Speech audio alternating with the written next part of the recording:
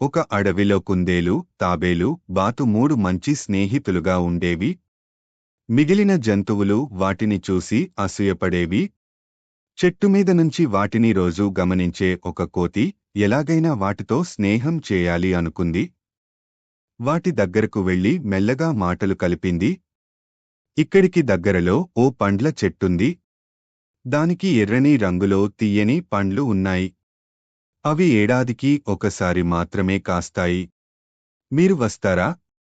నేను తీసుకెళ్తాను అంది. అలాగేనంటూ కోతితో సహా కుందేలు, తాబేలు, బాతు బయలుదేరాయి. కోతి చెంగున పరిగెత్తుతుంటే మిగిలిన మూడు మెల్లగా నడుస్తూ ఉన్నాయి. తాబేలు నడవలేకపోతే బాతు, కుందేలు కాసేపు దానిని ఎక్కించుకున్నారు. అక్కడికెళ్ళాక తీరా చూస్తే ఆ చెట్టుకు రెండే పండ్లు ఉన్నాయి. ఇంకో రెండు ఉన్నాయిగాని పండడానికి కొన్ని రోజులు పట్టేలా ఉన్నాయి.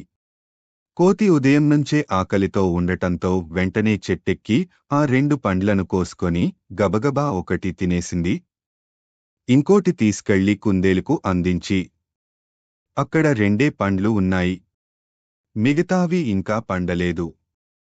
ఇప్పటికీ నువ్వు తిను.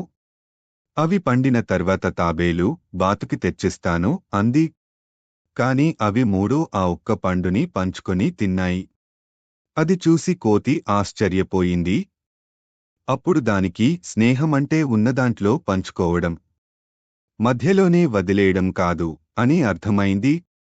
వారం రోజుల తర్వాత మళ్లీ నాలుగు కలిసి ఆ చెట్టు దగ్గరకు బయలుదేరాయి. అప్పుడు కోతి తాబేలును దాని చేతులతో పట్టుకుంది. అక్కడికెళ్ళాక పండిన రెండు పండ్లను కోసుకొచ్చింది. అప్పుడు కుందేలు ఒక పండు కోతికి ఇవ్వబోయింది. కాని అది, మిత్రమా, ఈ రెండింటినీ మనం నలుగురం సమానంగా పంచుకొని తిందాం అంది. ఆ మాటలకు కుందేలు, బాతు, తాబేలు సంతోషించాయి. ఎంచక్కా అన్నీ కలిసి పండ్లు తిన్నాయి.